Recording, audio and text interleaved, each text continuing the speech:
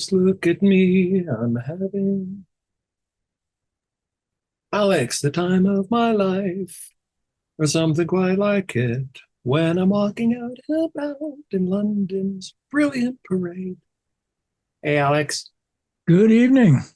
Let's see, the others should be joining us. Meanwhile, as they show up here. Hello. Whoa! Oh, sorry. I just got off of this Whoa! really Did it work? disorienting time machine. Did it How work? are you guys doing? Space was Hey. warping around us. How do you like how I've redecorated the place? Wow. Yeah, it looks really good. Wow. Yeah, it took a lot of work. Welcome to all our very, very loyal live visitors. Since we're back in the 16th century, there's no heat, so you've got to try to grab the fireplace benches over there, or warm your hands at the candles on the tables and things. But thanks for stopping by the Blue Boar Tavern 1500s edition, brought to you as usual by the Shakespeare Oxford Fellowship, devoted to the proposition that Shakespeare wasn't Shakespeare, he was Edward de Vere. And come on in, grab a seat, chat by the fire, chat with us using your chat buttons. We'll try to get to as many questions as we can. And also, hello to our YouTube viewers in the future, far, far future. Check out the Shakespeare Oxford Fellowship channel for more videos. Thanks for stopping by. If you're really drawn in, like some people recently have been joining with lifetime memberships because they love the Blue Boar so much, think of joining the Shakespeare Oxford Fellowship by going to the website, but look at the videos and presentations there as well. Hi, everybody. Hey. What's Hi, up? hi, viewers from around the world. Oh, we're And here, we're here to tell you all what's outside the windows of this cozy little tavern. well, this is a topic I've been wanting to get to for quite a long time, and I keep thinking of it and then I keep forgetting. But it came up last time when Earl Showerman was here, and he brought up one little detail that I just was like, I never thought of that. Because he mentioned people back in Shakespeare's time didn't drink water. And I'm like, well, what? And they drank beer, because if they drank water, you'd die, basically, if you were in London or not near a nice, clear spring or something.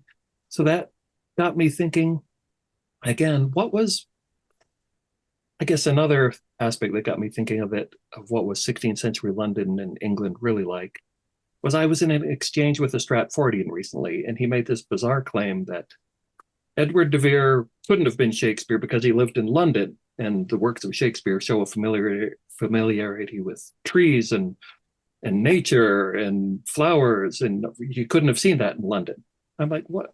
Is he picturing buses and skyscrapers, or what did he think London was like back then? And We got some pictures to show you that were painted. Yeah, we do. excellent. And the other side of it is, if you go to a lot of Shakespeare festivals or things like that, or you get the idea from Stratfordians, they're picturing life back then sort of like a Renaissance festival where everyone's slapping their thighs and quaffing ales and exchanging witticisms and going ho ho ho and things like that.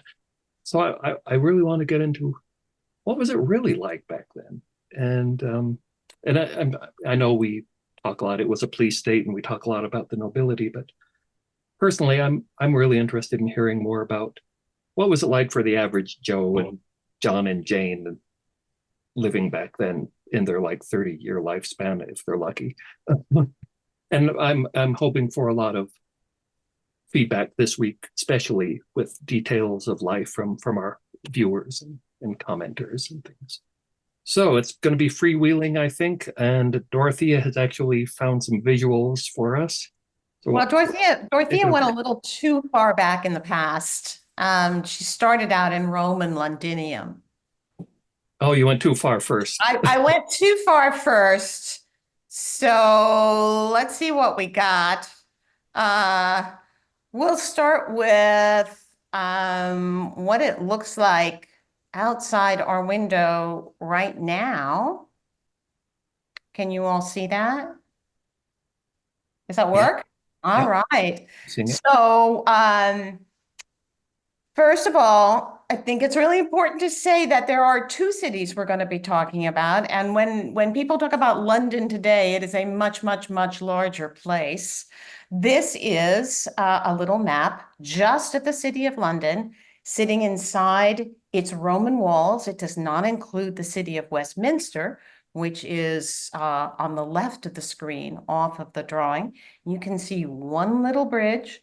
You can see the Thames down the middle. You can see the other bank, which is Southwark, with where the bear baiting and the theaters, the later theaters, the Globe was, and Lambeth Marsh, where the second Earl of Southampton got caught plotting with a Catholic priest. All sorts of unseemly things went on in Lambeth Marsh.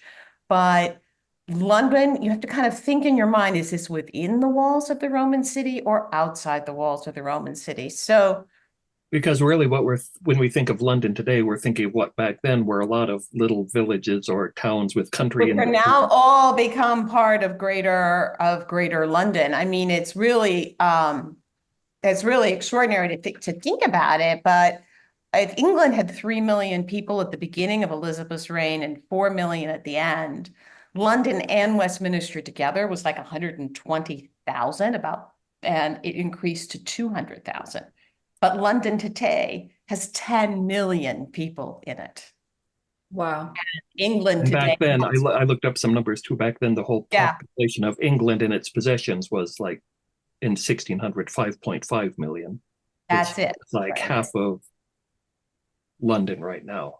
Yeah. So anyway, I went back too far because I thought it was important for Oxford. Dorothea, is Fisher's Folly within the walls? Someone was curious. No, it is not. Fisher's Folly is outside the walls. It is just outside Bishopsgate. It's about 3/4 of a block north of Bishopsgate. This is actually the Temple of Mithras, which is 3 or 4 stories, modern stories, under the ground, under the Bloomberg building, on Cannon Row, then called in Oxford's time called Candlewick Street, directly adjacent to Oxford House. So there's Oxford's house, there's a little tiny alley, then there's the land that has now become Bloomberg's building, but 4 stories under Bloomberg's building is this Roman temple of Mithras. So London is this layered universe, but things washed up all the time from the Roman era. And if you think about the Roman plays, Antony and Cleopatra, you could go down to the Thames. You can even do it today to some extent, and you could find yourself some Roman coins, glass. You know, they continue to wash up. So the Romans came. They built a bridge across this river because they wanted to go north at a point, which made sense. And they created a walled camp, which became a city. It was a tidal river, ships could get up it, and they left in like 410. Then Edward Confessor came along. He built the Tower of London to defend the bridge. This is a wonderful, wonderful outtake, very small outtake from a guy named Vischer, who did this gorgeous pen drawing about London. It is a tiny detail. What's fun here is if you ever wondered what a carriage was, you can kind of see one down at the bottom. You see the oxen that are being driven across the bridge. So you get a sense of what was in the streets. It wasn't just horses and people walking. It was, soldiers coming in on horses, people bringing their goods to market, nobles or noblewomen riding in carriages. And also, we're going to talk about, I think, what it's like to try to shut the city, but these gates shut at night. The bridge shuts at night. And of course, the most fun thing in this picture is you want to know what it's like to have your head on London Bridge. Well, that's what it's like, because those heads are actually there. So I love that. That points to me one thing that I was thinking to, aside from the in contrast to the jolly old Renaissance fair, life was pretty cheap back then and short and brutish, and they were really familiar with death. Like, to be accurate, they should put heads up at Renaissance fairs now. And have beheadings at Tyburn and put people in the stocks as well, right? All right, so I threw this in because this is what Blackfriars looks like today. If you want to try to find some of these places, Blackfriars, of course, was originally a monastery, a very large monastery, backs right into the river, actually a huge piece of property. And when Henry VIII decided to make himself head of the church, he kicked all the monks out, not only of the Blackfriars and the Whitefriars, the Dominicans, the Augustinians from Austin Friars, if you all are fans of Sir Thomas More, you find his property on to the north, but you try to find these places and you're lucky if you find a plaque. But this was a photo of me in modern times at Blackfriars. I threw this in because it is not a modern painting. It is actually a period sketch and painting that was done from life, showing ambassadors actually kneeling to Queen Elizabeth inside a room that has wallpaper on the walls, which I found absolutely fascinating. So I thought, you can see there's ladies in waiting kind of sitting on cushions in the lower corner and some other folks standing around while this audience takes place. I get an idea of what her throne was like, or her chair for audience. And yet this is a very small chamber. It might have been her privy chamber for all I know. But you can see the mullions in the window in the back, those diamond-shaped panes of glass. And I thought, you want an eyewitness to what a room looked like from somebody who was actually there? There it is. So this, just to give you an idea what these gates were like, you talk about the gates to the city. This is Aldgate. It is the gate to the east. This happens to be the gate through which the 12-year-old Edward de Vere, 17th Earl of Oxford, rode when he came to Cecil House from Essex after his father died, with all of his men behind him at sunset. And since the gates were locked at sunset, he pretty much had to get everybody through the gate. They were running a little late, I guess. Next up, this is a pair of photos, modern photos, obviously, because this is 100 years after our time. So we are into 1699. And these stairs were constructed by Sir Christopher Wren for Queen Mary II, but they're supposed to descend into the Thames. And the point I wanted to make is how far that river has receded and how much ground has been built up. So the building background. I'm just reading in some of the references I was doing, I saw this picture of Westminster Abbey, and it looks like it's by the ocean. And reading further, I saw they said the Thames was a lot wider and much more estuarial. That's where they use like having little estuaries, because Westminster Abbey was surrounded by a little river that cut it off from the rest of the surrounding area.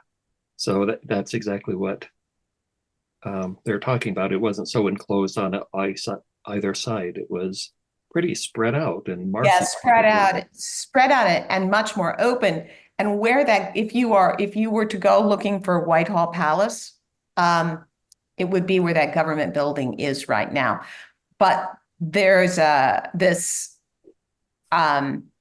trajectory, that terrace that came off of the palace, and those steps that you see coming down. Again, these were not Queen Elizabeth's steps. They were a subsequent queen's steps, but it just ends in grass. And then there's this enormous walkway, and then there's a street, and then there's another sidewalk, and then you get to the Thames, because the Thames is much, much narrower than it was.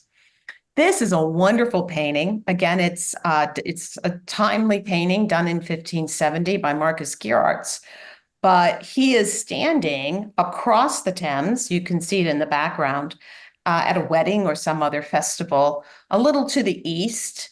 But if you look and you see all that greenery and you see the little house, which has got this little garden around it, Uh-huh. we're going to talk about the fact that the countryside meets the city. To me, you can see the tower. It's the tower across the river that you see, so it kind of orients you where you are. But it's very green. It's not the behemoth. And people could walk out and take a short ride and be in the country, or the merchants and the farmers and people driving geese and sheep. They were all walking into the city from their farms. In this diagram I saw of Westminster Abbey and Westminster Palace, which was around the Houses of Parliament now, surrounded by a river. I was looking, there's like little farms and gardens all around Westminster Abbey. It's like the country was kind of in the city in a way. In fact, what you just mentioned, I like to read 19th century scary ghost stories. And they often talk about, I was in Trafalgar Square and I walked 20 minutes and I was in the countryside. And that was in the 1800s. So it was a lot smaller world back then, and it was surrounded by trees and greenery and farms and agriculture. It was a rural city, really. Yeah, and some people actually had fairly decent sized plots and properties for growing their own vegetables and fruits inside the city itself. So this concept of a concrete jungle is far from the truth. This is, again, Jan Visscher's London, not exactly contemporaneous with Oxford, a little bit later, but it gives you this bird's eye view. Old St. Paul's in the center, London Bridge. Very, very large ships to the right of London Bridge. This is a major port. And then you sort of see smaller ships and skiffs and wherries and so forth in the river. I mean, the river is huge and important highway. It leads, I think, 140 miles inland, and then it leads all the way down to Gravesend and out into the ocean. So it's a tidal river. It was extremely dangerous at certain times of the day to take a small boat and shoot the bridge or go under the bridge. You would basically die. Actually, I just read the book Great Expectations recently, and they talk about that very thing where Pip, again, this is the early 1800s, they had to do this dangerous tidal thing going under a bridge. And that was hundreds of years after Edward de Vere's time. Yep. So the last couple of pictures here, I just think it's important to realize sometimes we conflate the word London with London plus Westminster. They remain two different cities even to this day. This map is a wonderful 1593. I mean, right on the nose of the same date publication for Venus and Adonis. So accurate to the point of the first work under the name of William Shakespeare. But this is the Westminster side. The Thames takes this big kind of boomerang turn. And if you start to read at the left side, you can see that the Palace of Westminster starts, and the lower left, you can see the Old Palace Bridge, you can see the King's Bridge, you can see this long strip up past where it says the river. Then there's the garden stairs where you could enter the river from there. The Queen's Privy Stairs, which only the Queen would use to get onto her barge, where she would float down the river with her canopy and the music playing and the rowers and the boat in front of her rowing her along. Whitehall Bridge itself, and then you start on the downside of the boomerang, you start the great houses of the very wealthy aristocracy. You've got the Russell House, you've got Essex House, and they sort of march in order across the edge of the river. Cecil House was not there. Cecil House actually was across the Strand. It didn't have waterfront, nor did Oxford House, which is further down. But this is Westminster, and then we're going to move to Westminster's right. Yeah, even there,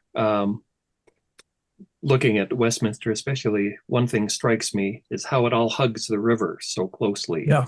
And I remember on a previous episode, one block deep. yeah, I remember Dorothea talking about when we did the Fisher's Folly and you brought up your maps.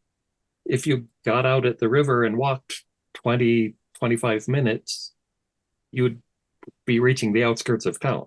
It was that short a walk. This was a small world we're talking about here. Very small, and you can see it today. I mean, in this, if you look up in the upper left-hand corner, you'll see S. James Park. That Okay. is St. James Park, which was a deer park, a royal deer park. So, there it is, yeah, blending the into- queen is hunting in hundreds of acres with her crew, literally adjacent to her palace, literally adjacent to the city of London. Yeah, and it looks like it's blending into the countryside there. I remember having some sausage rolls there a couple of years ago in St. James Park. And, you know, it's like a couple minutes walk to the river. And here it is, countryside back then. Yeah, so Whitehall and Horse Guards Parade is, right in here today. That's exactly where it is. Let me see if I can find the Abbey on here. I think it's going to be, I'm looking for that little island you were talking about. Does anyone see it? That's all palace. This is all palace from like about here all the way along to here. So the Abbey should be like back in there. It's not marked. So the city of London, again, within Roman walls, we're talking red brick Roman walls. You can see them today in some places, is penned in by the walls. And I think that's really important to understand that this is all these people crowding in the walls, and the gates will sit like all along this edge right here. Huh. And there's the Tower of London over there. So Bermondsey, where that pastoral party or wedding was taking place, is kind of like underneath here. You know, someone comments here, the city of London is much higher today than in Roman times, especially, or even Elizabethan times. Yeah. And I yeah. remember, like you said, Dorothea, when I went around to some sites, yeah, you're looking way down, like, I don't know, 12 feet or something, or I'm making that up, but Yeah, here's the level at Elizabethan times, and you're looking way down at it. yeah, and it's very different. I mean, today, the way that cities evolve, the idea that people are cramming in to have the protection of this kind of gated security, like fortress kind of thing is, that's not today how we think of cities evolving and growing. So it's interesting that that's part of why the population gets so dense, is because of, you got to keep things out.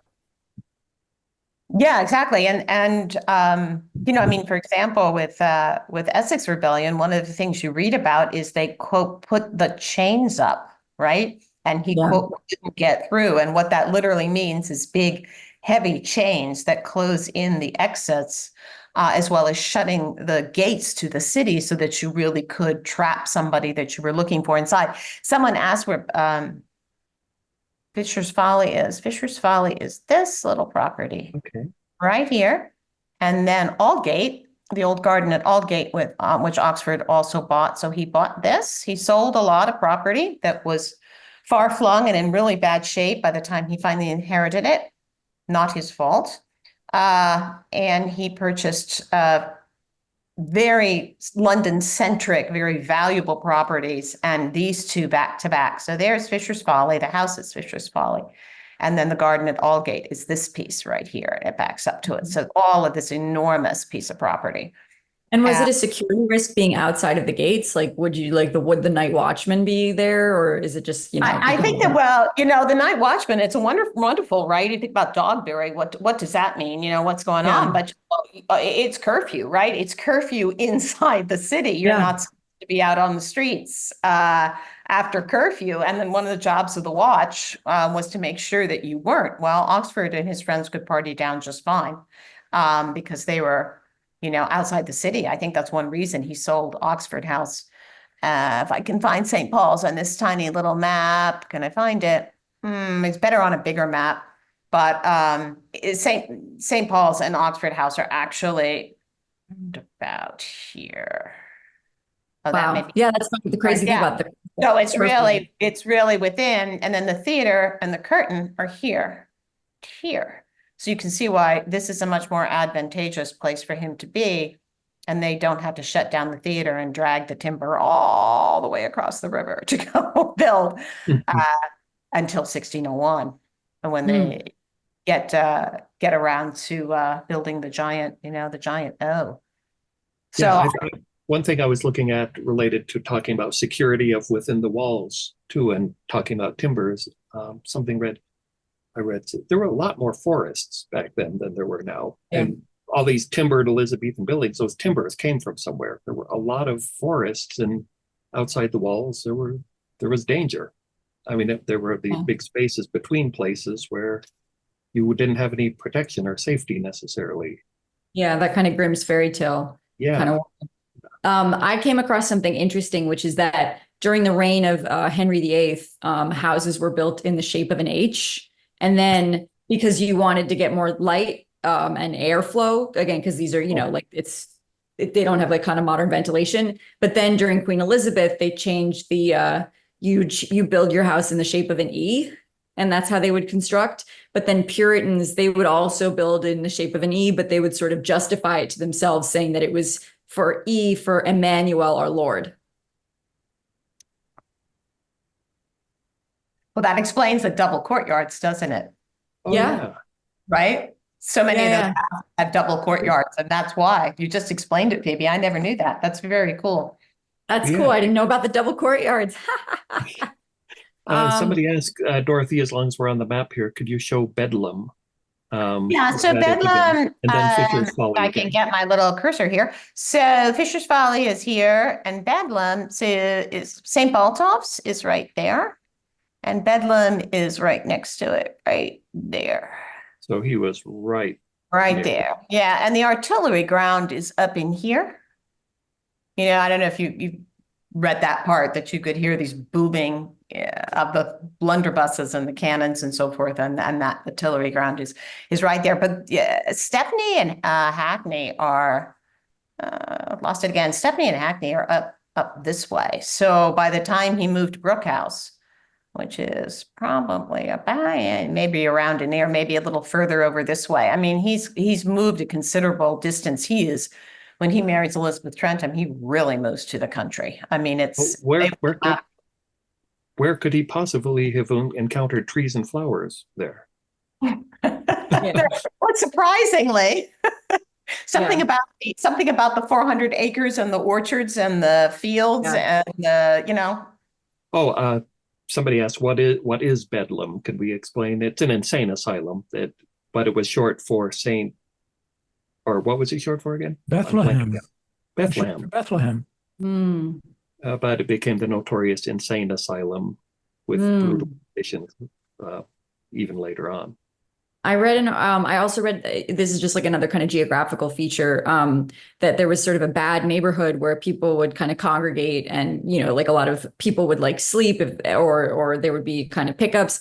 And it was basically because it was close to a bunch of ovens. And so there was warmth coming from these brick ovens that you could kind of congregate around.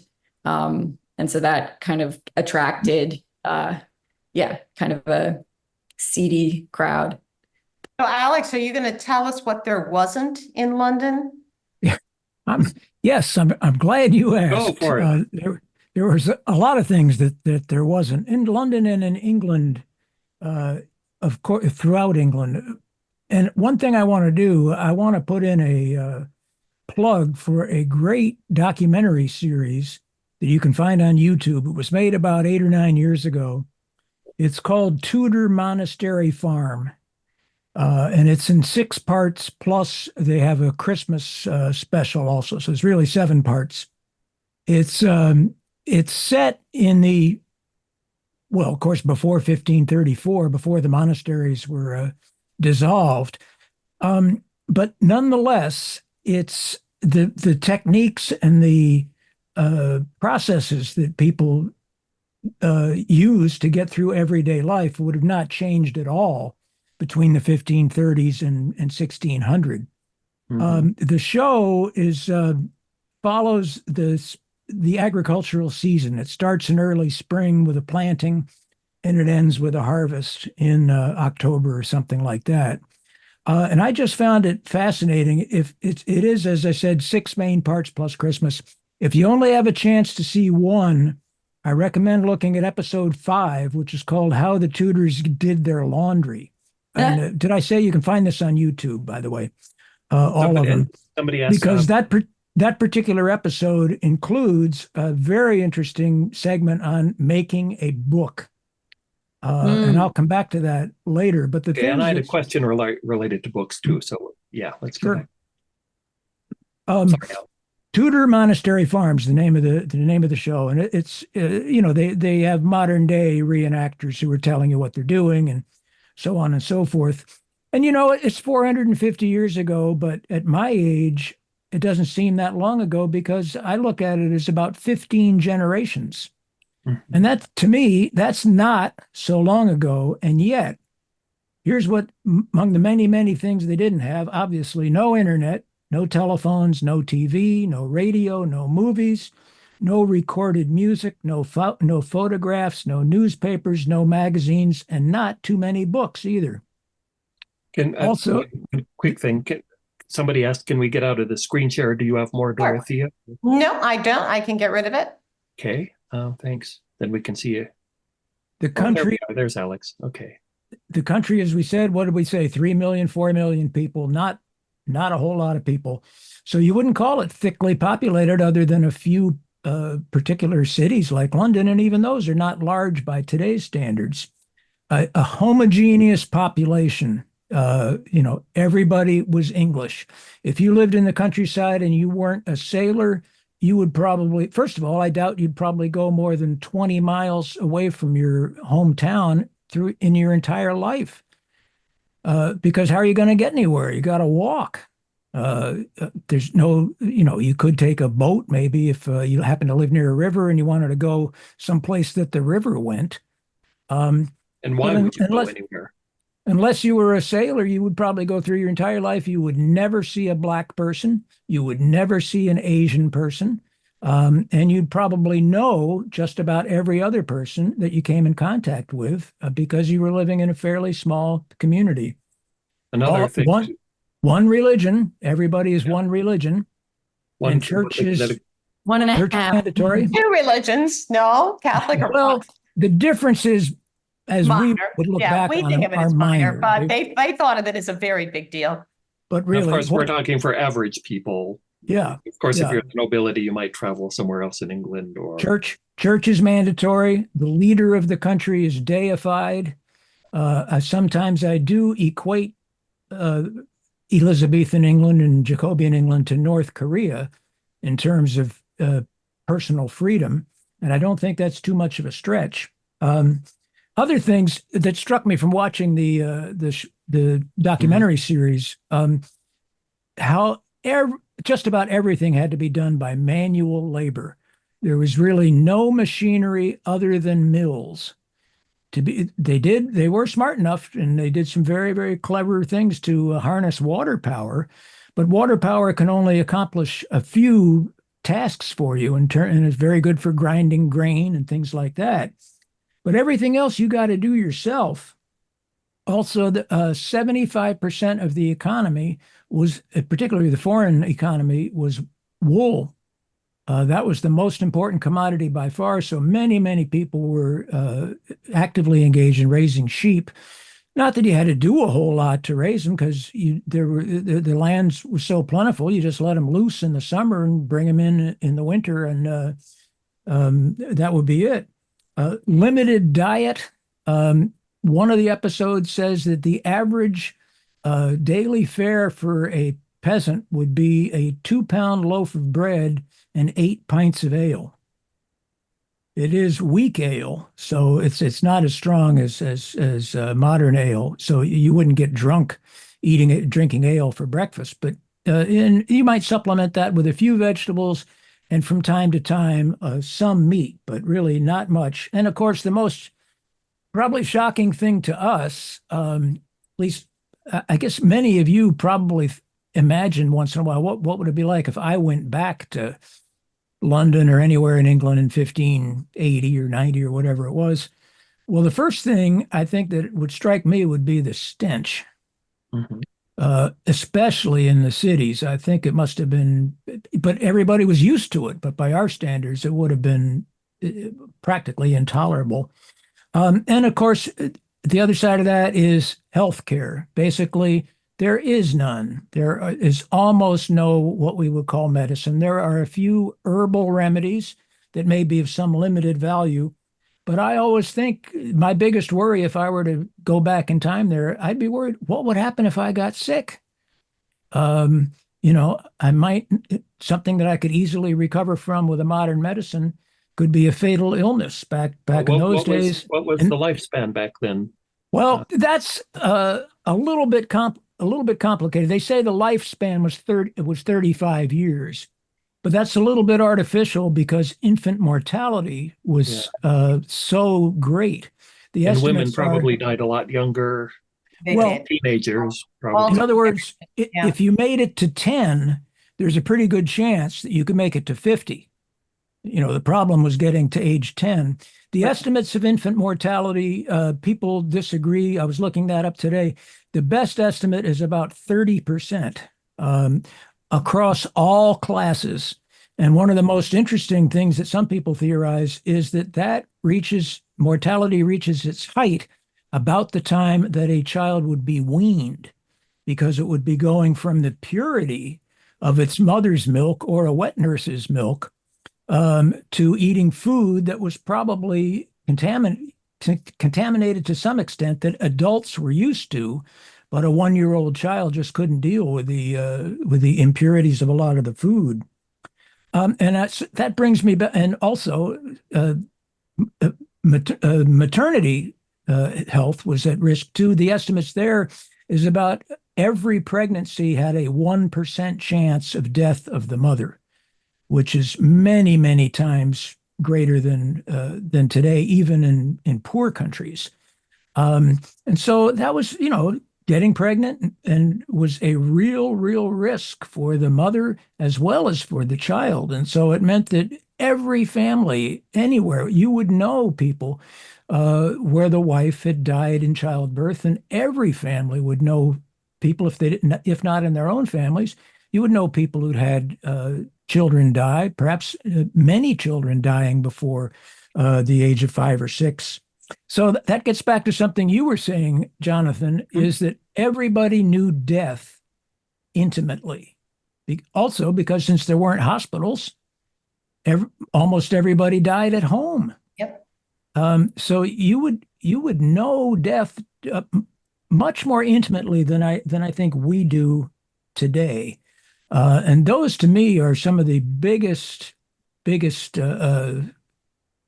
changes, some of the biggest differences between 1580 and now. And I would think much the same would be true of just about every country. So if you're watching this, it doesn't matter whether you're from England or not. If your nationality or your ancestry is from some other nation, would probably be very, very similar to this as well. A rural agricultural community where people knew each other, didn't travel very much, and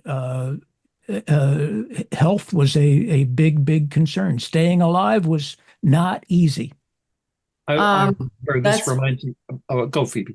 Oh no, I mean that's really interesting. I mean, I feel like I want to superimpose like that with it's interesting talking about the kind of provincial quality where people who are like basically peasants, they experience so little like variety in their lives. I guess I'll throw like a kind of a counter thing about London. I found this kind of cute book, Shakespeare's London on 5 Groats a Day, which I recommend, which was a lot of fun.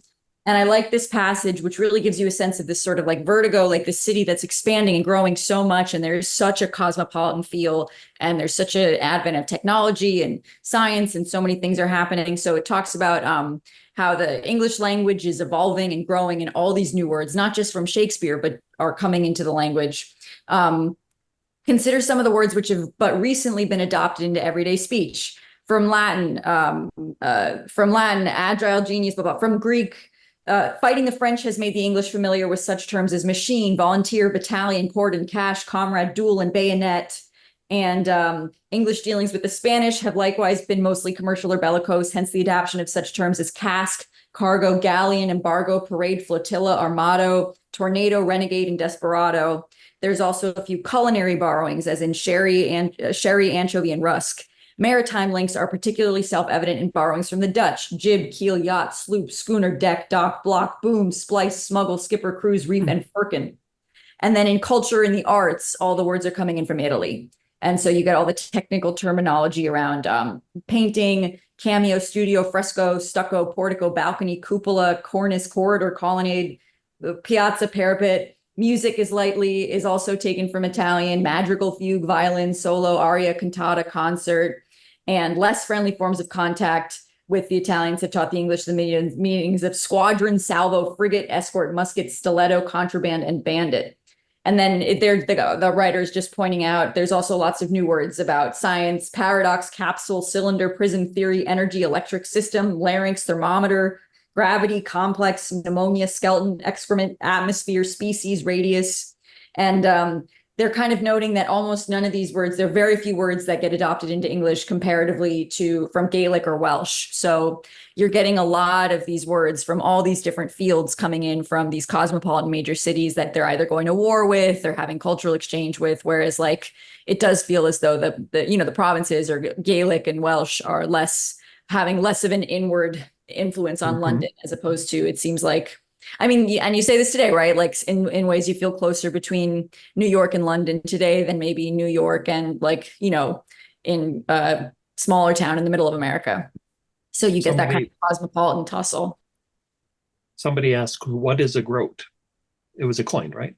It's a coin. A tiny coin. Tiny coin. So and, here's a good question somebody had related to some of the words you brought up.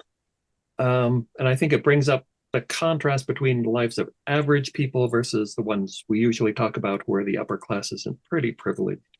Somebody said, would the average person have been exposed to this beautiful Renaissance music that we enjoy today? I would guess probably not. Probably not. I think most musical instruments were probably pretty I think probably in the taverns, somebody always had a musical instrument. Yeah, they were always singing in the taverns. A lot of times they would. If you didn't know the words to the song, it would probably on a little nail. You could grab it and sing along. If you were literate. Yeah, if you were literate, right? Otherwise, you did it by orally. Yeah, but I think there was what I don't call it folk music, but probably not. Probably Barbara Allen and things like that. But yeah, so Alex has revealed his guilty pleasure on watching the Evil Tube. I'm going to reveal mine. Here we go. Which is a show way out of my usual genre. People who know me well are going to go, "You're kidding, you watch that?" But it's actually a pretty good story. Emily in Paris? Yeah, no, Discovery of Witches. Okay. If you can be a little patient, you will see the most in the second season of Discovery of Witches, which is on Netflix. A little call out here: the most amazing AI reconstruction of 1590 London. It is spectacular with flyover views. It is meticulously accurate. I think they probably use the Agus map. And then they take you right down into the streets. The clothing is a little off. I think they're about 10, 15 years ahead of 1590. Their clothing is really more like early 1600s to me, but it's a minor quibble. They do beautiful interiors. They do great street scenes, and you can really travel for pennies, as they say, back in time in that second season of Discovery of Witches. So if you want to go, have at it. I enjoy it. Lots of Okay. fans of that show in the comments, apparently. Well, somebody before, I hadn't heard of it, but before this, I went and looked first at Laurence Olivier's Henry V with that big old model shot to get a sense of what that was like. Then I Yeah. went to Roland Emmerich's, which said, is the reconstruction more spectacular than his? And I looked at that before the show too, looking at his shots. And it sounds like it is more spectacular. Oh, Even it's incredible, it is. particularly if you've got a big screen, just sit back. I just think I may watch the second season on loop endlessly. I wanted to talk a little bit, like this is like a little anecdote that, talking about Alex talked about like North Korea or like this idea of a police state. To people, the story of John Stubbs is really interesting. The unfortunately named John Stubbs, who basically he writes a pamphlet. The name of the pamphlet is the discovery of a gaping gulf whereunto England is like to be swallowed by another French marriage, if the Lord forbids not the banns, by letting her majesty see the sin and punishment thereof. And this gets banned, it's burned publicly, and it's pretty intense. It argues that at 46 years old, Elizabeth is too old to have children, and therefore she has no need for marriage, so it's a sin. And then he also argues that English values, customs, language, and morality would be undermined by a relationship with the French monarchy. I'm sure people, so basically John Stubbs, initially Elizabeth wants to kill him, wants to give him and his publisher the death penalty. They go to trial at Westminster. Actually, she gets talked down, and all that he has to do is they cut off his hand. But and I think the publisher gets off, but they cut off John Stubbs' hand. And what's an incredible story that gives me the shivers is that he is reported to have, well, he makes a dark pun before. He says, because there's people watching, and he goes, "Oh, will God comfort me now that my calamity is at hand?" And so then so he's making that joke. And then they cut off his hand. And then with his left hand hat, he doffs his hat and says, "God save the Queen." And then he faints. And so that's but what's even crazier is then he later becomes 18 months later, I think he's elected as an MP. And so he's a popular MP, and then he enlists in the military. So this guy who's an amputee is now like serving his country despite having a hand missing. And then he actually marries a woman named Anne de Vere. Yeah. He's Oxford's cousin by marriage. Oh, holy cow. I know. didn't It's know really kind of a stunning saga for our friend John Stubbs. Yeah, So you got to hand it to him. Uh-huh. Alex. Bada bing. But again, it shows what a small world that was in its And own way. a world where there were Coming back to that. people walking around who were amputees because of their encounters with justice. Ben Jonson was branded, right, for manslaughter. When they talk about Johnson being branded, what would that have looked like? I mean, if you ran into him, would there be a big brand on his face or somewhere else? Wasn't it on? I thought it was think it's on on his his thumb. Yeah. Oh, okay. People But are branded, you get people's ears cut off. I mean, yeah, no, there was a lot of this corporal punishment as you were walking around. And again, the kind of a really frightening, foreboding, you're in the city where the peoples are building their houses to look like the first letter of the monarch's name. And you have to go inside because you're in this wall, and you see heads on sticks, and they're burning books in front of you. So it definitely did not always feel like such a free Renaissance fair, jocular slapping your knee kind of thing. Although I will say there is clearly there's something true to that, right? Like there is this sort of maypole.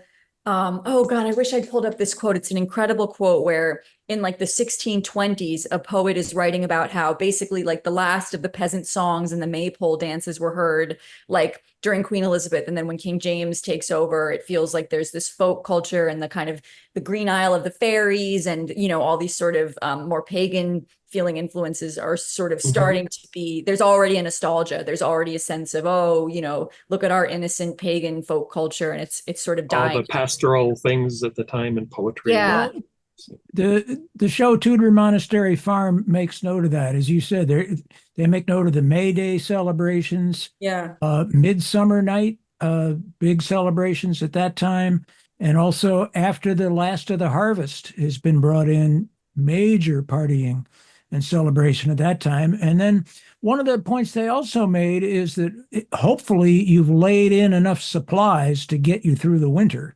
so that you won't starve to death. But assuming you actually would have some leisure time during the winter. And it was a time for telling stories and entertaining and just hanging out.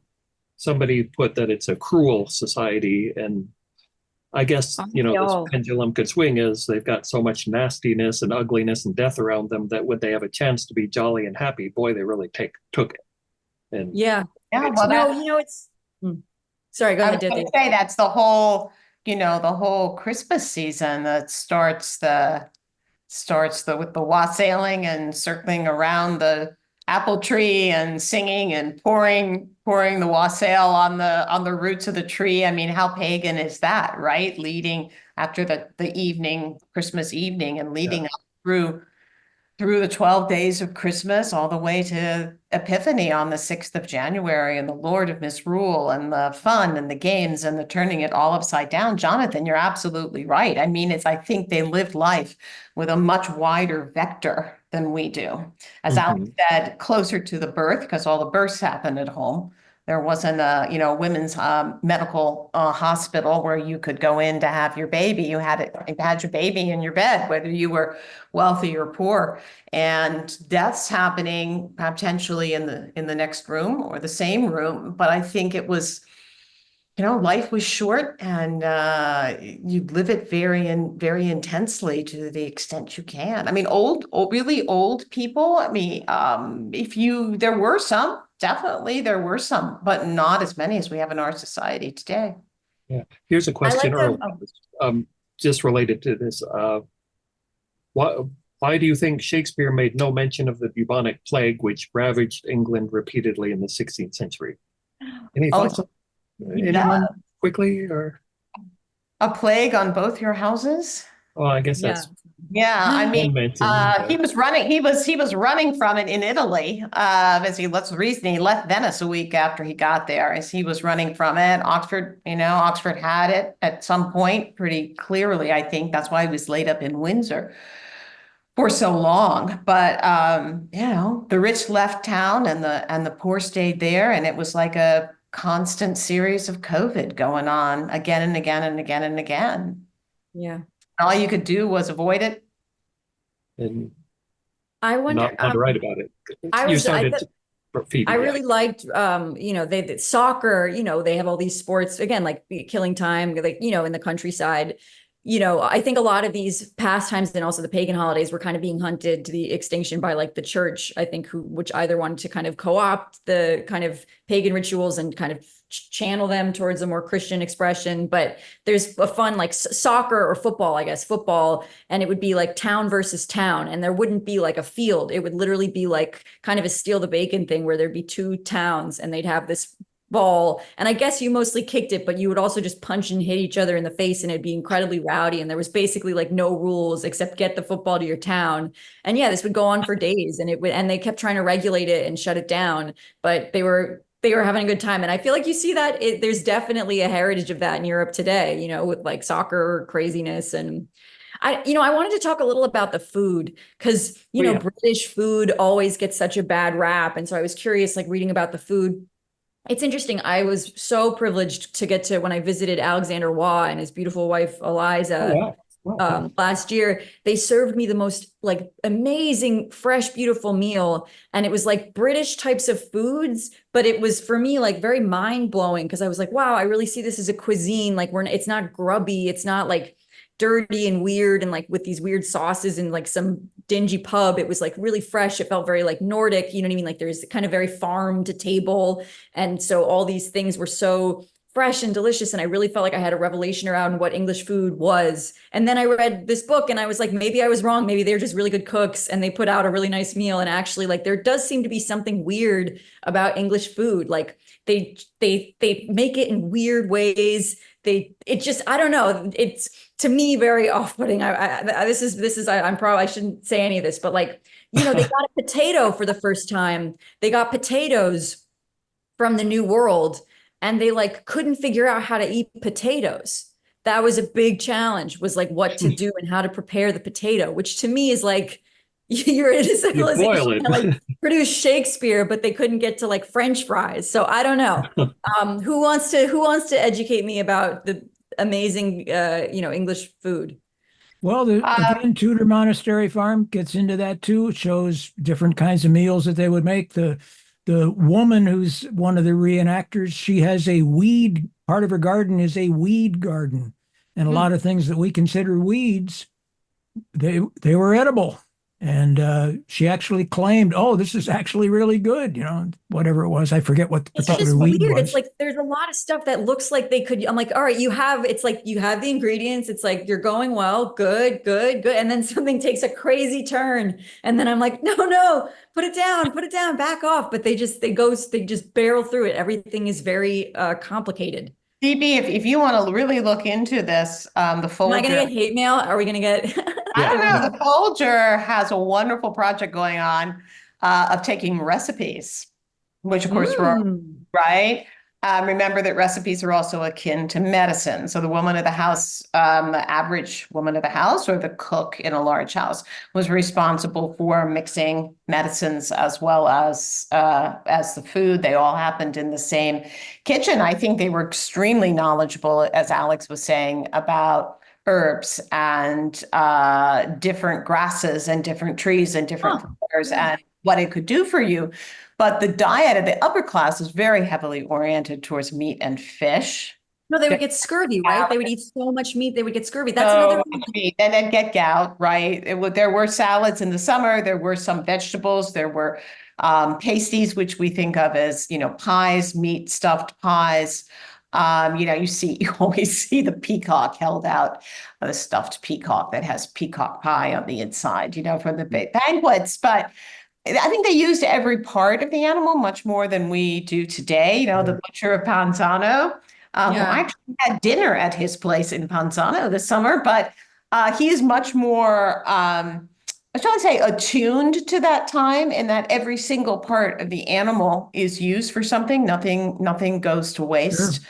And again, are we even I talking think about? that's a more ecological way of dealing with killing animals for our use as humans, not to waste any part of that life. Yeah.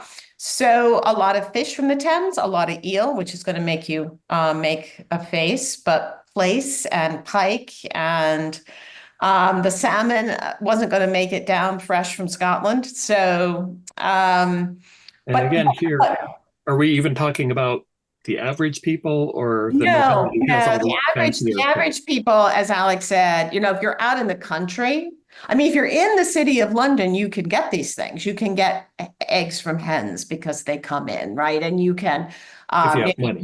you're a cooper and your wife's a seamstress, and you're middle class, you can definitely purchase this thing. If you think about the huge guilds, I mean, so many of the guilds, the salters, for example, an enormous guild, the vintners, an enormous guild. These guilds had tremendous power in the city of London, but also that's that whole, we're forgetting about the middle class, and the middle class is building up at this time. There are more middle class boys and not girls, but boys who are very gifted and are getting sent by great men to Oxford and Cambridge to study. And of course, the rise of the middle class was a big Shakespearean theme that, Exactly. frankly, the author came down on the wrong side of it than you would expect.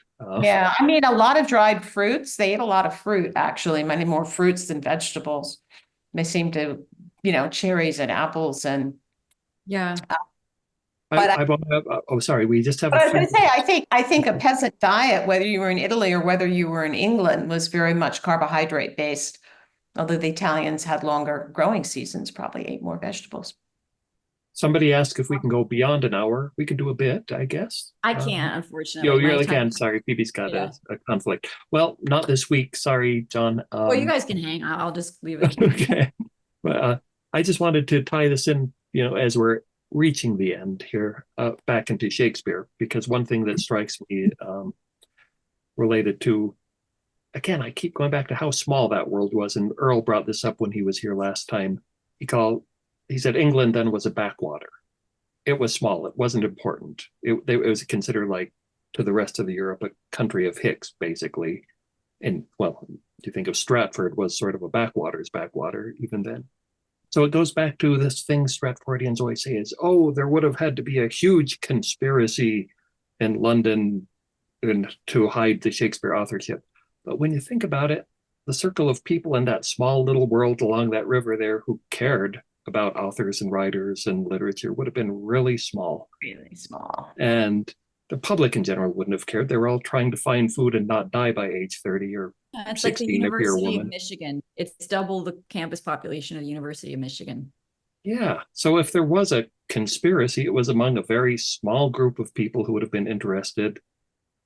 And that nobody back then was thinking, because we project our own mindset back, but nobody was thinking, we have to hide this knowledge of the author from billions of people over the next 400 years. No, they were thinking, we just got to quietly hush it up among the small group of people so it's forgotten for a generation. That was their world related to Shakespeare and the authorship, I think. Fascinating. Thanks for the wrap up. Okay, Yeah, well, I thought we better tie it back into Shakespeare. And Yeah. yeah, basically back then, not a lot of people would have cared. No, I think they were probably much more concerned about, as Alex says, getting through the winter and making sure that their kids didn't die, and probably a good cards and a good pint in the tavern. They'd go see a play and enjoy it, but then go home and try not to die. And go back and get to work and pray that the queen gets married and produces a son, right? So we can have an heir and not fall into civil war. And ideally, like a son with a name that either starts with an H or an E, because so they don't have to reconfigure their houses. If there's a J or an O, it could get really hard to rebuild. That would be tricky. Or worse, an O, right? They could make a wooden O. Yeah. I'm gonna have to redesign my house in the shape of a T now. Yeah, that would be good. Pray for an heir named Thomas.